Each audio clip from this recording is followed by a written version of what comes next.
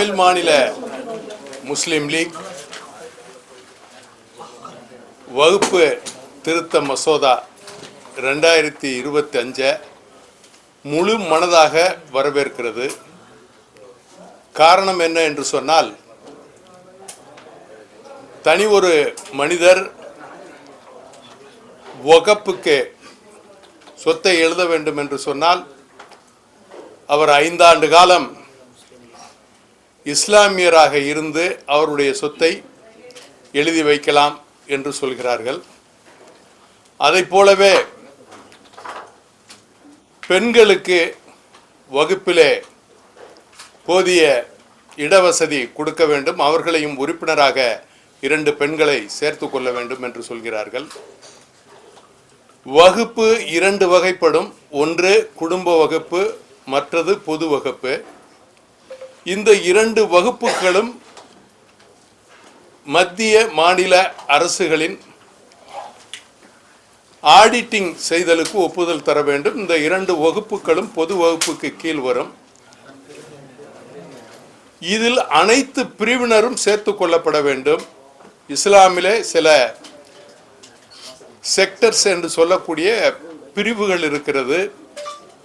சன்னி, சியா, சூஃபி, போரா, ஆகா கான், தாவூதி போரா, ஹக்கானி போன்ற பிரிவுகள் இருக்கிறது. இந்த பிரிவு தலைவர்கள் எல்லாமே முஹம்மது நபி ஸல்லல்லாஹு அலைஹி வஸல்லம் அவர்களை பின்பற்றி இஸ்லாத்தை பின்பற்றக்கூடியவர்களாக தங்களுடைய சொத்துக்களை முஹம்மது நபி ஸல்லல்லாஹு அலைஹி வஸல்லம் 1450 ஆண்டுகளுக்கு முன்பால் ஏழை எளிய மக்களுக்காக எப்படி வக்ஃப் என்று சொன்னால் அரபியிலே சொத்தை ஒதுக்கி வைப்பது ஏழை எளிய மக்களுக்காக. தனவந்தர்கள், வசதி படைத்தவர்கள், செல்வந்தர்கள் தன்னுடைய சொத்துக்களை தனக்கு போக மீதம் உள்ளதை ஏழை எளிய மக்களுக்கு பிரித்து கொடுப்பதற்காக அரபியிலே வக்ஃப் என்று சொல்லப்படுகின்ற அந்த பதம் பேசப்படுகிறது. இங்கே நாம் வக்ஃப் என்கிறோம், வகுப்பு என்கிறோம், பலவாறாக மாற்றி பேசிக் கொண்டிருக்கிறோம். அப்படி கொடுக்கப்படும் பொருள்களில் அதில் உள்ள வருமானங்களை ஏழை எளிய மக்களுடைய கல்வி, பொருளாதாரம், தொழில்துறை, அவர்களுடைய மேம்பாட்டுக்கு, அதை போல விதவைகள், பெண்கள், கணவனால் கைவிடப்பட்டவர்கள், இப்படிப்பட்டவர்களுக்கெல்லாம் அதன் மூலம் வருகின்ற வருமானத்தை செலவு செய்ய வேண்டும் என்று ஒதுக்கப்பட்டிருக்கிறது. அதையே செய்ய வேண்டும் என்று மத்திய அரசும் சொல்கிறது. அதைப்போல இந்த வகுப்பு சட்டத்தின் மூலமாக அனைத்து சொத்துக்களையும் டிஜிட்டலைஸ் பண்ண வேண்டும், ஆன்லைன் போர்ட்டலில் போட வேண்டும் என்று மத்திய அரசு சொல்லி இருக்கிறது. ஆவணங்கள் எல்லாமே வெளிப்படை தன்மையோடு, டிரான்ஸ்பரன்சி என்று சொல்லக்கூடிய அந்த வெளிப்படை தன்மையோடு அனைவரும் பார்க்கும் வண்ணம் இருக்க வேண்டும். அதையும் தமிழ் மாநில முஸ்லிம் லீக் வரவேற்கிறது. இப்படி எல்லா வகைகளிலும் மக்களுக்கான திட்டமாக, ஏழை எளிய மக்களுக்கான திட்டமாக 2020-25 இந்த வகுப்பு மசோதா இருக்கிறது. இதற்கு முன்னால் காங்கிரஸ் ஆட்சி காலத்திலே 1947க்கு பிறகு 3 முறை மாற்றம் வந்திருக்கிறது. அதில் 95இல் ஒரு மாற்றம், 2013இல் ஒரு மாற்றம், அது 40வது பிரிவு அதிலே சேர்க்கப்பட்டது. இந்த 40வது பிரிவு என்பது வக்ஃப் போர்டு எந்த சொத்தை தன்னுடைய சொத்து என்று சொன்னாலும் ஒரு தகவலை அந்த பகுதி தாசில்தாருக்கோ அல்லது சப் ரிஜிஸ்டர் ஆபீஸுக்கோ, பதிவு துறைக்கோ அனுப்பிவிட்டால் அந்த சொத்தை யாரும் சொந்தம் கொண்டாட முடியாத அளவுக்கு அந்த 40 பிரிவு இருந்தது. அதன் காரணமாக இந்தியா முழுவதும் பல பகுதிகளிலும் தாவாக்களும் வழக்குகளும் பிரச்சனைகளும் ஜாதி மத மோதல்களும் நடந்து வந்திருக்கிறது. அதையெல்லாம் சரி பண்ணும் விதமாக, மாற்றுகின்ற விதமாக 2020-25 வகுப்பு திருத்த மசோதா மாண்புமிகு பாரத பிரதமர் மோடிஜி அவர்களுடைய தலைமையில் அதனுடைய மைனாரிட்டி அமைச்சகம் கிரண் ரிஜிஜு அவர்கள் இந்த வகுப்பு மசோதாவை பாராளுமன்றத்திலே தாக்கல் செய்து பாராளுமன்றத்திலும் ராஜ்யசபாவிலும் மற்றும் ஜனாதிபதி அவர்களுடைய ஒப்புதலையும் பெற்று 8ஆம் தேதி முதல் அமலுக்கு வந்திருக்கிறது. கேரளா அதை ஏற்றுக்கொண்டிருக்கிறது. கல்கத்தாவிலே கலவரங்கள் தொடர்ந்து நடந்து கொண்டிருக்கிறது.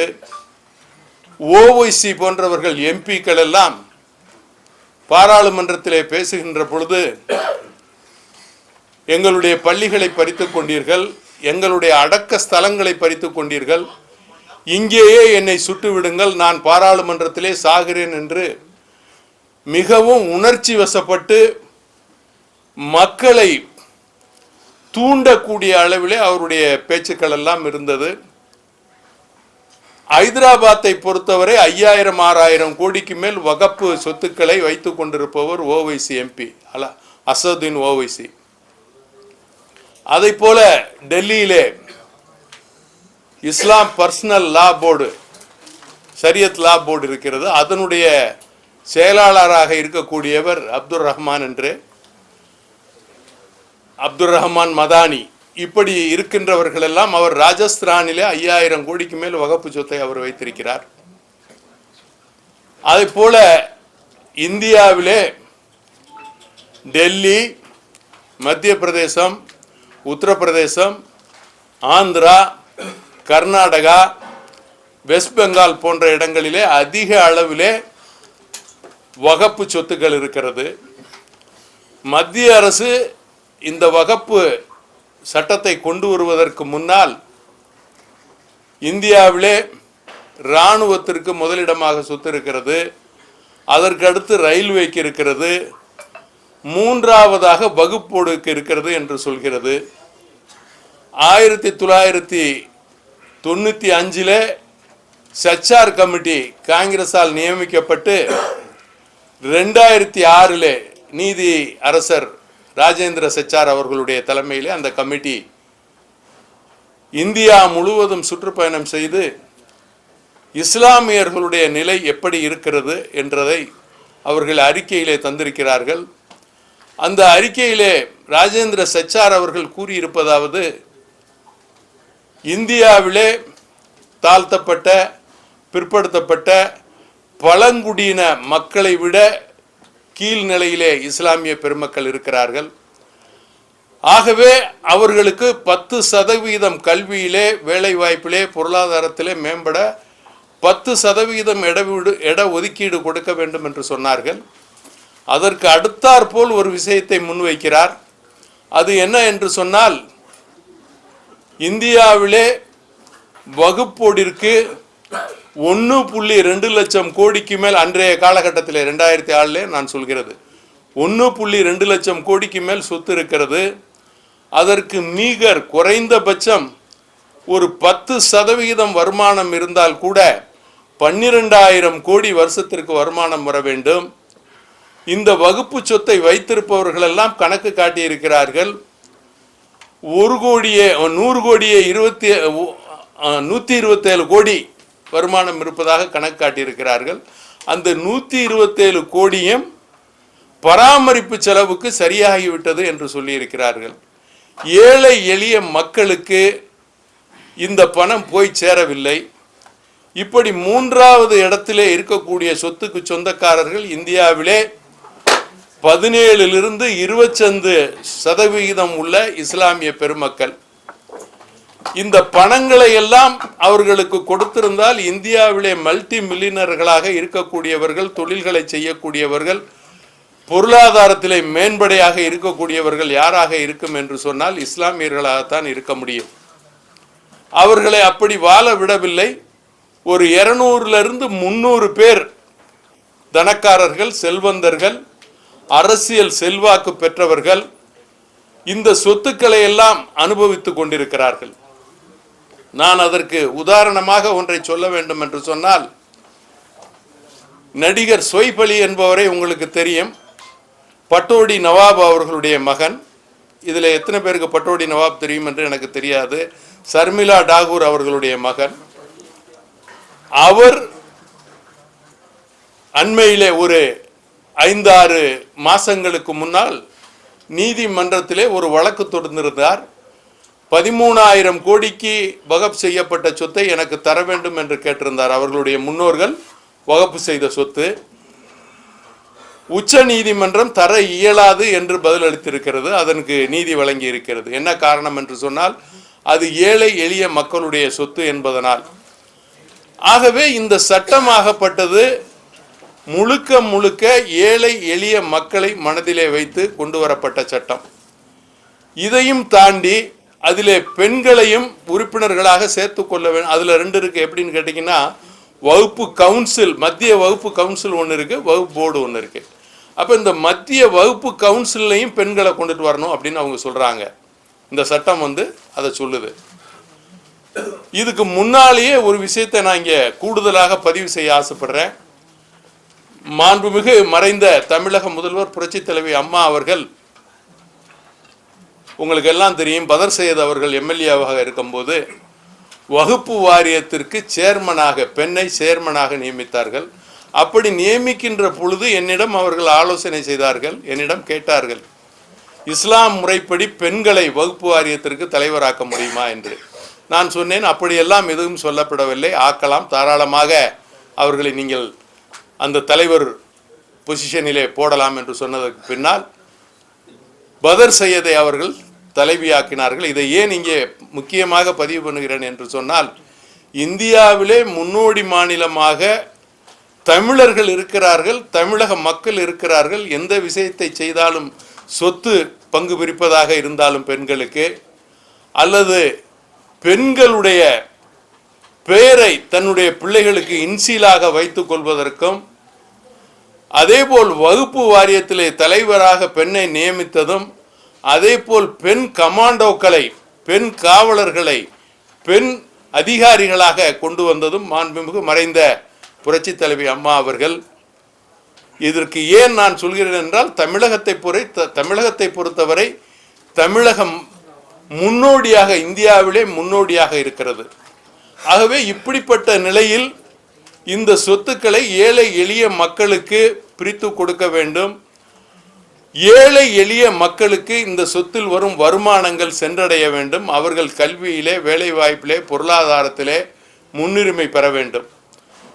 வகுப்பு வாரியம் மூலமாக எத்தனை பள்ளிகள் ஆரம்பிக்கப்பட்டிருக்கிறது, எத்தனை கல்லூரிகள் ஆரம்பிக்கப்பட்டிருக்கிறது, எவ்வளவு பேர் பெரிய பெரிய கல்வியில் முன்னேறி இருக்கிறார்கள், ஆராய்ச்சியாளர்களாக, விஞ்ஞானிகளாக, டாக்டர்களாக, பிஹெச்டி பட்டம் பெற்றவர்களாக இஸ்லாமியர்கள் ஆகியிருக்கிறார்களா? வகுப்பு வாரியம் மூலமாக, அந்த சொத்தின் மூலமாக இந்த வகுப்பு வாரியத்தை நிர்வகிப்பவர்கள் இதையெல்லாம் செய்திருக்கிறார்களா? அதில் மாற்றம் வேண்டும் தானே. அப்பொழுது மாற்றம் வருகிறது என்று சொன்னால் நாம் அதை வரவேற்க வேண்டும். யார் கொண்டு வந்தாலும் இப்பொழுது ஒரே நோக்கம் என்ன என்றால், இந்த சட்டத்தை பிஜேபி கொண்டு வந்திருக்கிறது, அதனால் எதிர்க்கிறோம் என்று சொல்லித்தான் அனைவரும் எதிர்க்கிறார்கள். யாரெல்லாம் வகுப்பு சொத்தை அனுபவித்துக் கொண்டிருக்கிறார்களோ அவர்களெல்லாம் எதிர்க்கிறார்கள், ஆர்ப்பாட்டம் செய்கிறார்கள், போராட்டம் செய்கிறார்கள், எல்லாமே செய்கிறார்கள். கேரளாவிலே வகுப்பு சட்டம் நிறைவேற்றப்பட்டிருக்கிறது. அதேபோல் இன்னொரு வதந்தியும் பரப்புகிறார்கள், நாங்கள் எங்கள் மாநிலத்திலே வகுப்பு சட்டத்தை அமுல்படுத்த மாட்டோம் என்று மம்தா பானர்ஜி அவர்கள் கூட சொல்லியிருக்கிறார். இது மத்திய சட்டம். இன்று கூட மத்திய அமைச்சர் இந்த சட்டத்தை அமுல்படுத்தவில்லை என்றால் அதற்கு எடுக்கக்கூடிய நடவடிக்கைகள் கண்டிப்பாக எடுக்கப்படும். மத்திய அரசு கொண்டு வந்த இந்த சட்டம் கண்டிப்பாக நடைமுறைப்படுத்த வேண்டும் என்று சொல்லியிருக்கிறார்கள். ஆகவே இந்த சட்டம் நல்லது சட்டம், ஏழை எளிய மக்களுக்கான சட்டம், இஸ்லாமிய மக்களுக்கான சட்டம். வகுப்பு சொத்தை அனுபவிப்பவர்கள் எதிர்த்து கொண்டிருக்கிறார்கள். மக்கள், ஏழை எளிய மக்கள், நான் அனைத்து பகுதிகளிலும் தமிழகம் எங்கும் சுற்றுப்பயணம் செய்து இந்த வகுப்பு சொத்தில் இல்லாத ஏழை எளிய இஸ்லாமிய மக்களை சந்தித்து வந்திருக்கிறேன். அவர்களெல்லாம் வரவேற்கிறார்கள். யாரெல்லாம் தர்காக்களாக, பள்ளிகளாக வைத்து வகுப்பு சொத்தை அனுபவித்துக் கொண்டிருக்கிறார்களோ அவர்களெல்லாம் தன்னுடைய பணங்களை செலவு செய்து ஆங்காங்கே ஆர்ப்பாட்டங்களையும் போராட்டங்களையும் செய்திருக்கிறார்கள். நான் இதை சொல்லுகின்ற பொழுது உங்களுக்கு ஒரு கேள்வியும் மனதிலே எழும். 10-15 ஆண்டுகளுக்கு முன்னாலே நான் இந்த விஷயத்தை பேசி இருக்கிறேன். மாண்புமிகு மறைந்த கலைஞர் கருணாநிதி அவர்கள் காலத்திலே கவிக்கோ அப்துல் ரஹ்மான் என்பவரை வகுப்பு வாரியத்திற்கு தலைவராக நியமித்தார். அந்த அப்துல் ரஹ்மான் என்ன செய்தார் தெரியுமா? எல்லா பகுதிகளிலும் சுற்றுப்பயணம் செய்து உலகெங்கும் இருக்கின்ற தமிழர்கள் இஸ்லாமியர்களிடம் வகுப்பு வாரியத்திற்காக நன்கொடை பெற்றார். 400 கோடி நன்கொடை பெற்றதாக அவரே பத்திரிகையாளர்கள் முன்பாக சொல்கிறார். எதற்காக என்று கேட்டால், தமிழகத்திலே வகுப்பு வாரியத்தின் மூலமாக மருத்துவ கல்லூரியும் மருத்துவமனையும் கட்டப்போகிறேன் என்று சொன்னார். அந்த 400 கோடி என் கையிலே இருக்கிறது, நான் வசூல் செய்து விட்டேன் என்று பத்திரிகையாளர்கள் முன்னாலே சொன்னார். 10-12 ஆண்டுகளுக்கு முன்னால் அவர் காலத்திலே நீங்கள் இப்பொழுதும் போய் பார்த்தால் பத்திரிகையாளர்களிடம் அவர் சொல்லியது உங்களுக்கு கிடைக்கும். நான் உடனே அவரை கேட்டேன், ஏன் இன்னும் கட்டவில்லை என்று. அவர் அதற்கான சரியான பதிலை சொல்லவில்லை. என் மேல் மான நஷ்டீடு வழக்கு தொடுப்பேன் என்று எனக்கு மிரட்டல் விடுத்தார். நான் அதற்கும் பணியவில்லை. கல்கியிலே நான் எழுதியது நீங்கள் கல்கி புஸ்தகத்திலே பார்க்கலாம், அனைத்து ஊடகங்களிலே 15 ஆண்டுகளுக்கு முன்னால் வந்திருக்கிறது. என் வீட்டிற்கே வந்து பின்னால் வேறு விஷயங்கள் எல்லாம் பேசினார். அந்த 400 கோடியை அவர் யாரிடம் கொடுத்தேன் என்றெல்லாம் என்னிடம் சொன்னார். அதை நான் இறந்து விட்டார். அவர் இப்பொழுது உயிரோடு இல்லை. கருணாநிதி அவர்களும் உயிரோடு இல்லை. அதை நான் சொல்ல இஷ்டப்படவில்லை. ஆக மொத்தத்தில் அந்த பணம் எங்கே போயிருக்கும் என்பது உங்களுடைய ஊகத்துக்கே விட்டு விடுகிறேன். இப்படியெல்லாம் இருக்கின்ற வகுப்பு வாரியத்தை அனைவரும் அறிந்து கொள்ளும் வண்ணம் உடனடியாக டிஜிட்டலைஸ் பண்ண வேண்டும். 47க்கு பின்னால் வகுப்பு வாரிய சொத்துக்களை அனுபவித்தவர்கள், அதன் மூலம் பல ஆயிரம் கோடியை சொத்து சேர்த்தவர்களே, அதை விசாரித்து அவர்கள் மீது நடவடிக்கை எடுக்க வேண்டும். அந்த சொத்துக்களை எல்லாம் ஜப்தி செய்ய வேண்டும். குறைந்தபட்சம் தண்டனையாக ஒரு 20 ஆண்டு காலம் அவர்களுக்கு ஜெயில் தண்டனை கொடுக்க வேண்டும் என்பது என்னுடைய வேண்டுகோள். நான் மத்திய அரசிடம் அதை தெரிவிக்கிறேன். மாண்புமிகு பாரத பிரதமர் அவர்களுக்கும் கடிதம் எழுதியிருக்கிறேன். மாண்புமிகு உள்துறை அமைச்சர் அமித்ஷா அவர்களுக்கும் கடிதம் எழுதியிருக்கிறேன். மாண்புமிகு சிறுபான்மைத்துறை அமைச்சர் கிரண் ரிஜிஜு அவர்களுக்கும் அந்த கடிதத்தின் நகல்களை அனுப்பியிருக்கிறேன். ஏனென்று சொன்னால், வெறுமனே இதுபோல சட்டங்களை போட்டால் இது நடைமுறைக்கு வராது. இவர்களெல்லாம் எதிர்த்து கொண்டே இருப்பார்கள். இல்லை என்று சொன்னால் யார் சட்டத்தை கொண்டு வருகிறார்களோ அவர்கள் கால்களிலே சென்று சரணடைந்து விடுவார்கள். இந்த சட்டம் நடைமுறைக்கு வராது. இதிலே தண்டனை சட்டம் வந்தால்தான் இறைவனுடைய சொத்தை நாம் அனுபவித்தது தவறு என்ற அந்த பயம் வரும். தமிழிலே ஒரு பழமொழி உண்டு, சிவன் சொத்து குலநாசம் என்று. அதை போல இந்த இறைவனுடைய சொத்தை சாப்பிட்டவர்கள் குலம் அழிந்துவிடும், அவர்கள் வாழ முடியாது. அதை அரசு கேட்க வேண்டும். அரசன் அன்று கேட்பான், தெய்வம் நின்று கேட்கும். ஆகவே அரசாக இருக்கக்கூடிய மத்திய அரசு கொண்டு வந்திருக்கின்ற சட்டம் நல்ல சட்டம் என்பது மக்கள் தெரிந்திருக்கிறார்கள், மக்கள் வரவேற்கிறார்கள். தமிழ் மாநில முஸ்லீம் லீக் முழுமையாக மனதார வரவேற்கிறது. என்ன பலவீனம்?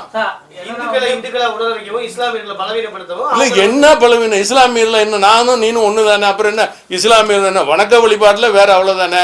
உங்களுக்கு பல குலதெய்வம் இருக்கு, அது மாதிரி இது எனக்கு குலதெய்வம்னு வச்சுக்க. நம்மளுக்கு என்ன ஒரே தெய்வமா இருக்கு? இந்த வக்ஃபு திருத்த சட்டத்தை ஆதரிக்கக்கூடிய இஸ்லாமிய தலைவர்களை குறிப்பா உங்க பேரை குறிப்பிட்டு சில அமைப்புகள் வந்து கடுமையா சாடுறாங்க. இந்த விஷயத்தை எப்படி பாக்குறீங்க? இஸ்லாமியரே இல்லை நீங்க அப்படின்ற மாதிரிலாம். நல்லா கேட்டிய, சரியான கேள்வி இது. அதாவது நான் மாத்திரம் எதிர்க்கல. அஜ்மீர் தர்கா இருக்குல்ல, கேள்விப்பட்டிருப்பீங்க, ரொம்ப ஃபேமஸ். அது சூஃபிசத்தை சார்ந்தது.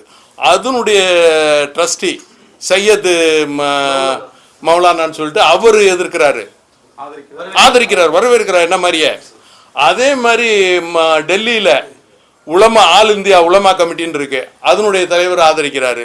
இப்படி நிறைய பேர் பொதுமக்கள் ஆதரிக்கிறாங்கங்க. இப்ப அதே மாதிரி ஹைதராபாத்ல இருக்கிற பொதுமக்கள் ஓவைசியை காரி துப்புறான். பெரிய பேலஸ் கட்டியிருக்காங்க வகுப்பு லேண்ட்ல. சரி, இப்ப நீங்க இங்க எடுத்துக்கங்க, ஹைகோர்ட் யாருடைய லேண்டு? ஏன்னா இப்போ இந்த சட்டம் வந்ததுக்கப்புறம் இந்த சொல்லக்கூடாதுன்னு சொல்லியிருக்காங்க. அதனால நான் கஷ்டமாக இருக்கு எனக்கு. எப்படின்னா எந்தெந்த ப்ராப்பர்ட்டி அரசு கண்ட்ரோலில் இருக்கோ அதை இனிமேல் ஒக்கப்புன்னு சொல்லக்கூடாதுன்னு இதில் ஒரு சரித்து இருக்கு. இப்போ நீங்கள் செங்கோட்டை யாருது, குதுப் மீனார் யாருது, ஹுமாயூன் சமாதி அந்த ஏரியா 25 ஏக்கர் 30 ஏக்கர். அதே மாதிரி நேற்று ஒருத்தர் சொல்கிறாரு டெல்லியில் 1100 கபர்ஸ்தான் இருந்திருக்கு கெஜ்ரிவால் ஆட்சிக்கு வர்றதுக்கு முன்னால். இன்னைக்கு வெறும் 500 கபர்ஸ்தான் தான் இருக்குது. மிச்சத்தை பூரா அவர் ஃப்ளாட் போட்டு விற்று பெரிய பெரிய ஹோட்டல்லாம் கட்டிட்டானுங்கிறாரு. இப்போ நீங்கள் என்ன செய்வீங்க? கபர்ஸ்தான்னா தெரியுதா இதுன்னு? அடக்கஸ்தலம். அப்போ இப்படி எல்லாருமே கொள்ளையடிச்சுக்கிட்டீங்கிறான். ஏகப்பட்ட கொள்ளையாக இருக்குது. எவன்ட்டையும் கணக்கு கேட்கக்கூடாதுங்கிறான். வகுப்பில் என்ன சொத்து நான் கேட்குறேன். இங்கே இருக்கிற இஸ்லாமியர்களுக்கு இது வரைக்கும் வகுப்போடு இருக்குன்ற ஏழைகளுக்கு தெரியாதுங்க யாருக்குமே. வகுப்போடுன்னா என்ன நினச்சிட்டு இருக்காங்களோ அதெல்லாம் பெரிய ஆளுங்க சொத்து வச்சுருக்கவங்க கொடுத்தது, நமக்கு சொந்தமானது இல்லை. அவன் என்ன நினைக்கிறான்? பெரிய ஆளுங்க அவன் சொத்தை தானமாக கொடுத்தது வகுப்போடு, நமக்கு அதுக்கும் சம்பந்தம் இல்லை. அது ஏழைகளுக்கு உள்ளதுன்னு இதுவரையும் தெரியலங்க. இப்போ தான் தெரியுது. நான் ஊர் ஊராக போய் எல்லா பக்கமும் இந்த வகுப்பு சொத்து இல்லாத ஏழைகளையா கூப்பிட்டு பேசிக்கிட்டு இருக்கேன். வகுப்பு சொத்துல இருக்க வரமாட்டான். ஏன்னு கேட்டாக்க இப்போ நான் இன்னும் எக்ஸாம்பிளுக்கு சொல்கிறேன். இப்போ நீங்கள் பூந்தமல்லி ரோட்டில் ஒரு பள்ளி இருக்குது, பெரிய பள்ளி. அதுக்கு 20 லட்ச ரூபா 30 லட்ச ரூபா மாதம் வாடகை வருது. அவன் எப்படி வருவான்? அதில் அவன் ஆள் கூப்பிட்டு என்ன எப்படியாவது காப்பாற்றணுங்கிறான். அதே மாதிரி நீங்கள் அடையாறில் பார்த்தீங்கன்னா குறைசியானி மாஸ்க்கு 40 லட்சம் 30 லட்சம் வாடகை வருது. கடை கட்டி விட்டுருக்கான் அந்த பள்ளியை தவிர. அவன் எப்படி இதில் வருவான்? அது மாதிரி இப்படி எல்லாரும் சம்பாரித்து சாப்பிட்டுக்கிட்டு இருக்கிறான் அதில். அப்போ அவன் எப்படி இதுக்கு வருவான்? அதுக்கு ஆதரவாக பேசுவானா? எனக்கு ஆதரவாக பேசுவானா? இந்த சட்டத்துக்கு ஆதரவாக பேசுவானா?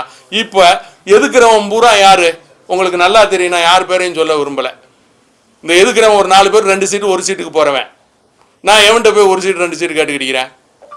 நான் வந்து காமராஜர் காலத்திலேருந்து ஆட்சியில் இருக்கேன். என் 19 வயசில் காமராஜரோட மேடையில் பேசியிருக்கேன். எம்ஜிஆர் அவர்களோட பயணிச்சிருக்கேன். புரட்சி தலைவி அம்மா கூட உங்களுக்கெல்லாம் தெரியும், புரட்சி பயணிச்சிருக்கேன். என்னைக்காவது நான் 1 சீட்டு 2 சீட்டு கொடுன்னு எவன்டையாவது போய் கேட்டிருக்கேனா? இல்லை என் வீட்டு வாசல்லையாவது கை கட்டி நின்றுருக்கேனா போய்?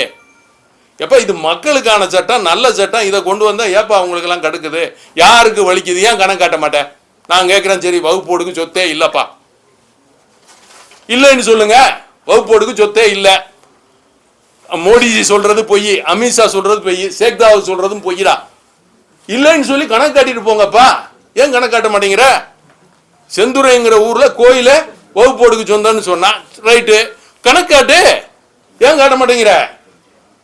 திருப்பரங்குன்றத்தில் போய் பிரச்சனை பண்றான், சிக்கந்தாமலைங்கிறான், ரைட்டு, கணக்கு காட்டு. ஏன் காட்ட மாட்டேங்கிற? கணக்கு காட்டணுமா இல்லையாங்க? யாருடைய சொத்தா இருந்தாலும் பத்திரம் பட்டா சிட்டா அடங்கெல்லாம் என் பேருக்கு இருக்குன்னா கோர்ட்டுக்கு போகலாம். இப்போ இதில் என்னன்னு கேட்டிங்கன்னா, இதுக்கு முன்னால் வரைக்கும் நீங்கள் வகுப்பு ட்ரிப்புனல் அவங்களே கோர்ட்டு மாதிரி வச்சுருப்பாங்க உள்ள. நீங்கள் போய் பார்த்தீங்கன்னா தெரியும், சினிமா செட்டு மாதிரி செட்டு போட்டு வச்சுருப்பானுங்க. அதில் பார்த்தீங்கன்னா அந்த சேர்மன் போட்டவர் தான் புல் அத்தாரிட்டி. அவர் சொல்கிற முடிவு தான் முடிவானது. அதுக்கப்புறம் நீங்கள் எங்கேயுமே போக முடியாது. அப்போ என்ன பண்ணுவானுங்க? இப்போ அப்பீல் போகலாம். அப்போ இதெல்லாம் நல்லா தானே இருக்குது, இல்லை சரியில்லையா? அதெல்லாம் நீங்கள் படித்து பார்க்கலையா? அந்த 20-25 அந்த மசோதாவை நீங்கள் யாரும் படித்து பார்க்கலையா? அந்த பில்லை இப்போ ஜட்ஜெல்லாம் யார்? எல்லாமே முஸ்லீமா? நம்ம ஊரில் பிரதம மந்திரி யாருங்க? இல்லை நம்ம ஊரில் முதல் மந்திரி முஸ்லீமா? அப்போ அவங்கெல்லாம் கணக்கு கேட்குறாங்களே. அப்போ இன்கம் டேக்ஸ் எல்லாம் இருக்கிறது யார்? எல்லாம் முஸ்லீமா? இப்போ யாருமே கணக்கெல்லாம் கேட்கட்டா அவன் இந்து, அவனை இதில் கணக்கு கேட்க வந்துட விடாத. அவனை வச்சா என்ன? கணக்கை காட்டுப்பா. யாரை வச்சா என்ன? எங்க அறநிலைத்துறையில் கணக்கு காட்டணும், கோயிலில் வருமானம்னா கணக்கு காட்டணும், பொது சொத்துன்னா கணக்கு காட்டணும், இறைவனுடைய சொத்து. இஸ்லாமிய உறுப்பினர்களை சேர்க்கிறதுக்கு அனுமதி கிடையாது. அல்ல, அவங்க அனுமதி இல்லாம வச்சிருக்காங்க. இதுல வச்சா என்ன? ஏன் வச்சா என்ன தப்புன்னு கேட்கிறேன். வச்சா என்ன? இதுல ஜாதி ப்ராப்ளமா உனக்கு? கணக்கு கேட்டா ஜாதியை கொண்டு வந்துருவியா? வச்சா என்ன தப்பு நான் கேட்கிறேன், சொல்லு. கண்டிப்பா முதல்ல இதை வையே, அப்புறம் அதை பேசுவான். முதல்ல இதை வையே. இப்போ முதல்ல இதை வையே. இப்போ வந்து பொதுவுக்கு வா. இப்ப சொத்து பொதுவானது தானே, இறைவன் சொத்து தானே. நான் கேட்கறதுக்கு பதில் சொல்லுங்க. இல்ல நான் கேட்கறதுக்கு சொல்லுங்க. முதல்ல இதுக்கு வாங்குங்க, இது முடியட்டும், அதுக்கு அடுத்து பேசுவான். இது வந்து இறைவன் சொத்து தானே. உன் சொத்தை நான் கணக்கு கேட்கல. நீ சொந்தமா சம்பாரிச்சதை நான் கணக்கு கேட்கல. இறைவன் பேரால் இருக்கிற சொத்து தானே. அது ஏன் கணக்கு கொடுக்க மாட்டேன்? அதுக்கு ஏன் முஸ்லீமை வைக்கக்கூடாது, இந்துவை வைக்கக்கூடாதுன்னு பேசுவேன். அப்போ ஜட்ஜை மாற்ற சொல்லுவேன். அப்புறம் நாளைக்கு அவனை மாற்றுவேன். இப்படி ஒவ்வொருத்தனையா மாற்ற, அவனை வைக்காத இவனை வைக்க. ஏன் கணக்கு குடியா, கணக்கு கொடுத்து மக்களுக்குள்ள மாற்றத்தோட உயர்நீதிமன்ற ஒப்புதல் வரையும் ஒண்ணும் கிடையாதுல்ல. மத்திய அரசு தாங்க இப்ப ஆமா மத்திய அரசு தான் இதை கொண்டு வந்து. நீங்க சொல்றது வேற திசையில போகுது. இல்ல எந்த திசையில? ஆமா. எங்க மத்திய அரசு இந்த சட்டத்தை கொண்டு வந்திருக்கு, வரவேற்கக்கூடிய சட்டம்னு சொல்றேன். இதுல உங்களுக்கு என்ன பிரச்சனை? இல்ல நீங்க சொல்றது என்ன, நம்ம நாட்டுல பிரதமர் இஸ்லாமியரா